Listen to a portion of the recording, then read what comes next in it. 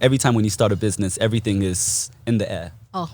There's no 100%, there's no guarantee. You cannot say, I'm going to do this, I'm going to achieve this, it's going to happen. Always good to be positive, but it's like you do your SWOT analysis. You look at your strength, your weakness, your opportunities, your threats, and from there you push on. And as time goes, as your deliverance pulls through, that's when things become more clear and you can make the right choices. Yeah.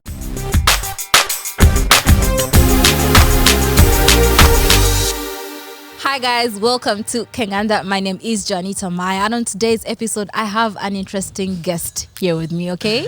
It took us a while to get to you. Shalom, you kept giving Shalom the runaround. So today we said, whether you're here or not, we're coming to the podcast. Oh, that's awesome. I'm so happy you're here. Thank you. Now introduce yourself to our viewers. All right. Thank you, Janita. Yes. So my name is Samuel. I'm one of the founders of Holy Crepe. And Holy Pizza. Yeah. I'm originally, my background is Eritrean, but I come from the UK, studied abroad, and now I'm here in Africa, specifically in Uganda. Yeah. Trying to find the next big thing. And yeah. Yeah. So, when you say studied abroad, did you move to the UK to study, or you moved there to live there? Well, it's from young age for family reasons, but at the same time, I managed to finalize my qualifications and it's something that I did not see myself pursuing in terms of my future life. Okay. I always had that need to come home to Africa. And with the current situation right now, back home from where I'm originally from, I just thought there was a better opportunity in Uganda. Yeah. Which Uganda did embrace us very well. And as you can see, from the world knows it as well. It's a great place to do business. True. Well, that's why we're here today, because we want to know about the business side of coming to Uganda. Of course. Now, you mentioned that you were in your home country. Yeah. And you were born there and raised there. So that's the thing. My background is a bit mixed up. So I'm from Eritrea. Yeah. Mom and dad, but I was born in Saudi Arabia. Yeah. Moved to the UK, Oxford, when I was very young, a year and a half. Then afterwards, studied, been traveling a lot throughout my life, and then kind of settled in the UK, but now I'm 100% in Africa. Okay. My thing here. Your heart is here and everything my is here. heart has been here, is always here, and I love the air. Yeah, that's nice. And how long have you been in Uganda, just to confirm? 6 years plus right now. Wow, yeah, that's a lot. So it's home. Uganda is literally, I've built a career, built a family, made new families, new friends. Yeah. So it's been a great experience, something I will never change. Oh, yeah. Lovely. That's nice. Now let's get to the business side. We are at one of the locations for Holy Crepe, Welcome to Muyenga. Thank you. Yeah. How did this start? How did the idea come about? Because most times people come here and then it's like they want to do other things, but you came here and you said, you know what? Holy Crepe, be born into locations. Of course. And there you are. No, that's true. But that's the life of an entrepreneur. So what we do, we look at open spaces that has a lot of potential, and we try to bring in a concept from outside that can work in a certain area. But what you try to do, be a bit more creative, and you try to infuse. So you work with the people at the same time, try to bring something fresh and create something new. So Holy Crepe came by with two of my other partners as well. Yeah. And we started with Kololo, but before we actually opened up Holy Crepe, we decided, listen, it's new to the Ugandan market. How do we expose ourselves? So we had to expose ourselves initially before we opened up a place, and that's to get customers' feedback, to see if the demand is there, would people want our product. What we initially did was, okay, let's try to find a place where we can, sell our product, show the people, and tell them what it is, and see if they will accept it. Yeah. So the opportunity came for events, and our first event was Nege Nege. And with that, we got such an amazing response. Oh, really? Everyone's like, crepes, you guys do crepes, creperie, white crepes, Holy Crepe, all that stuff. So even the name, we brought it up just to make it catchy and funny, Holy Crepe. People say holy guacamole, holy, and it's a brand of franchise we thought to push afterwards. And then from there, we, as I said, through the support and the push through consultancy and a lot of friends advising us, connecting us with the right through the right direction. The friends in Uganda? In Uganda. Oh, okay. Uganda. Yeah. It's most of our friends in Uganda that actually help us get to where we are. Oh, lovely. I like that you give them their flowers. Of course, 100%. There's nothing, listen, let me tell you one thing. There's nothing you do by yourself. There's no such thing as I in this world. There's only we.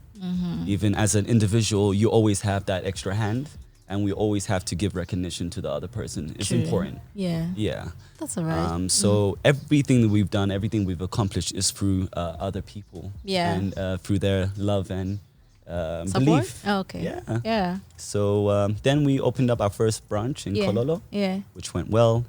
Very small, petite, but it caught on, you know. And then from there, we pushed more events. We tried to bring celebrities, influencers, and they all supported. And, you know, it's a tick for tack. People want exposure.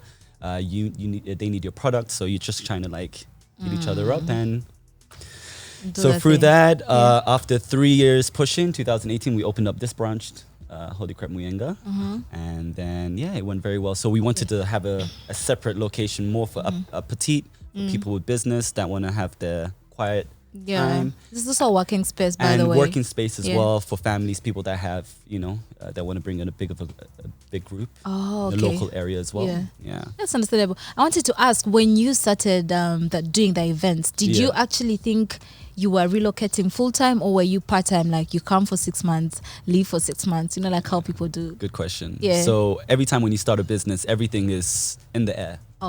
There's no 100%, there's no guarantee. You cannot say, I'm going to do this, I'm going to achieve this, it's going to happen. You always good to be positive, but it's like you do your SWOT analysis. You look at your strength, your weakness, your opportunities, your threats, and from there you push on. And as time goes, as your deliverance pulls through, that's when things become more clear and you can make the right choices.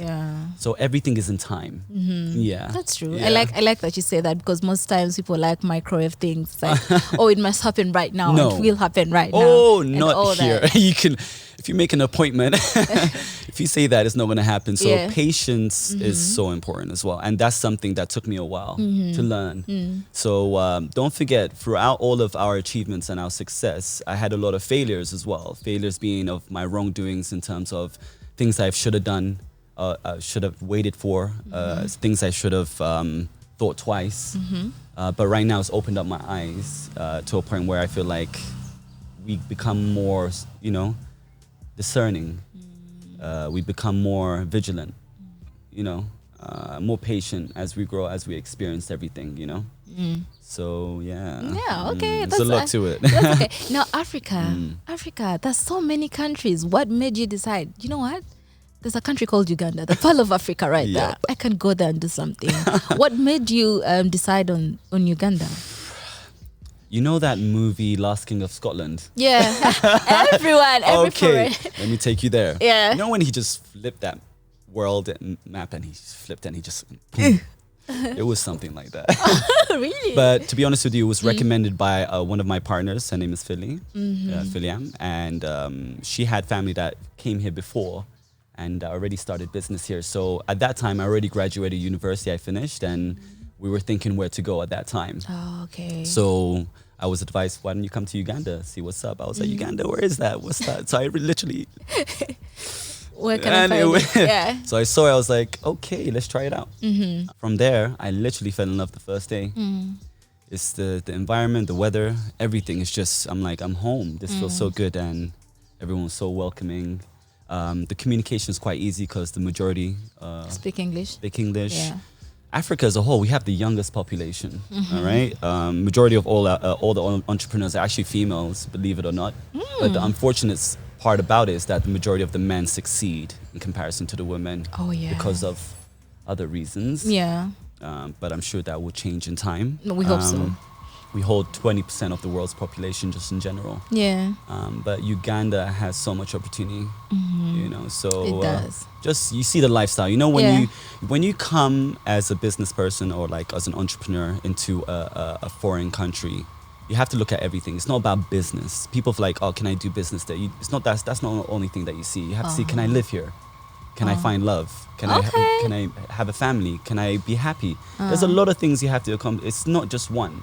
That's why a lot of people actually come thinking they have money. And they're here for a couple of months. They spend, or they think they can do it. But the lifestyle of it, they can't handle, or the way of life. Because every single country has its own ways of life. You know, the system. So you have to be able to adapt to that as well. Are you willing? you know? So this is what really makes you, so the people that actually stay longer and are able to succeed, these are the people that have managed to break through these barriers, if you know what I mean. I do know what you mean. That's actually new, because most times people just say, oh, just look for the opportunity and find it. No one looks at the social setting and all that. When you looked at, was it hard for you to break through or break in? Okay, not break in, like break through. You know, was it hard for you to get in the door, you know? Okay, in terms of hard, I don't know if the hard is the exact word, but it was challenging. Oh, okay. Challenging. As I said, it was a new environment. So, but at the same time, I was just everything. Unfortunately, from my vision, from my eyes, everything was a blessing. Yeah, because at the end of the day, I was accepting what is at fault, but at the same time pushing on the strength and working with things and just take, you know. It's more like you're flexible. You're not like, this is how it is and that's the only way I'm going to take it. It's more, if it's that way, okay, I'll be patient. Let me try this. Let me go there. So you have to be able to be flexible. Okay. Yeah. That's understandable. Yeah. Now, let's talk about the elephant in the room, the money. Like, where did you find the money? Was it under your bed? Did you have like a stash? Were you in the cartel? So we want to know, like, because you can't just come to Africa and have all these ideas without the money. You know, the money plays an important role in everything. So tell us a bit about that part. You mentioned Pablo, okay? Remind me at the end of the interview. I want to say something very important about that, but we'll go back up about Pablo, okay? Okay. All right. But in terms of the money, I've never been the type of guy that had all the money. Everything I've worked for, from the age of 16, I've hustled myself. I come from a middle-class background. Okay. Where my mom and my father always, like, they worked hard for what they have. Yeah. Yeah. Thank you. And so basically, when I did come, obviously you come with some small money with you, like 1 or 2, 3,000, whatever you have there, just to enjoy. But halfway the time the money runs out, you're thinking, what do I do? So do I scratch the lottery? Do I try to, you know? Yeah. So in the beginning, yes, we did need some help. So we managed to gather some family members to help us with some funding, basically. Okay. So we did put some of our money in half, and family members did manage to help us because they believed in what we were doing, you know? Yeah. So with that, with the little money that we had, I can even tell you it's not a problem, but it's less than $25,000. Okay. Something like that, you'll be able to start something. That's the greatest thing. So if I would have said $25,000 in the UK, that would just buy you maybe the coffee machine and the basic stuff like that, you know? Yeah. So the advantage that we had in Uganda was that most of the stuff that you're able to purchase, that they're a bit more cheaper than the UK, like in the Western world. Yeah. And we were trying to buy secondhand, good quality products. Yeah. We were compromising in certain parts before we were able to get the best. Okay. So it was a build up. And through that, we kept on doing events. And with the events, the money that we generated with that, it helped us to purchase more equipment and better staff our restaurant in general as well. So it was a gather up. And in comparison to outside, Africa, it's a bit easier for someone that comes from outside because you can make the most out of your money as you know it. Starting with the exchange and then the purchasing as well. Yeah. That's all right. Yeah. That's okay. Yeah. Now you spoke about some challenges and how it was a bit hard, but there are people who look at that failures as a success. So can you tell us about some of your failures? Of course. Because, you know, you learn from those. Oh, 100%. Yeah. So one thing I can definitely advise is when it comes to agreements. When it comes to agreements on a legal matter, I will advise everyone to make sure you follow through and not to rush. And to make sure you, when you start a business, you start with joy. You start with friends. You be like, yo, we got this, hey. But then afterwards, when it comes to the money, there's no game with it, you know? So initial agreements are very important, legal agreements. So you need to have a lawyer on board. It doesn't matter if it's your brother, your sister, your best friend. It's anything to do with business. I advise anyone to make it properly, making a binding contract. That's one thing. I'm not saying I have any partners with my problems with my partners, but just with other ventures I've done as well. Okay. Because it was more like, okay, we'll get there. When we get there, we'll do this kind of thing. But when we got there, it was a bit more of a So you're like, Yeah. So that was one of the mistakes. The other things as well is not to rush into things, look into stuff, and like, you know, communicate and just see your long term and see your short term goal. Yeah. Our short term goal could be the same, but our long term projection could be different, you know. So it's always good to discuss and to see what you would like to do for the long run. Oh, okay. And try to see that you guys are on the same page. Yeah. Sometimes as well, during the business, unfortunate circumstances that can happen. True. Someone can get sick, someone has family, or someone has to leave. So these interruptions happen, but how you handle it as well, it should be agreed upon as well. Everything should be discussed. Yeah. So everything should be on paper and contract, signed, stamped. Everything to do with business should be on paper no matter what. That's perfect. That's wise. And the other thing, my bad habits was rushing. I'm a type of guy that likes to, if I think of something, I would like to do it. It's just in my mind. It's like, you know, just like an artist, like if before he paints something, he has on his mind, and it's just like flaws. I'm like, I just so patience has taught me a lot as well. Okay, that's understandable. Now, you said you had friends who told you to come to Uganda and see some of the opportunities. Yeah. Now, you've been in Uganda for 5 to 6 years, right? 6 years plus. What opportunities have you seen in the country that you can tell our viewers about? So many. Just tell them so that you never know who's watching. We hope they work on them. To the whole world that's outside of the continent of Africa, just in general. Don't get it wrong as well. Africa is a massive continent. You can go from east to west and find a completely different culture, different people, different beliefs. That's the beauty of it. But even if you're looking if you want to work in commodities, for example, 60% of the land is uncultivated. Like, you know, there's so much opportunities in different sectors. Your network is your net worth. And from my side, what I realize is that the more people you communicate, you network with, the more opportunities comes along. You never know the person that you're saying hi to on your right or on your left.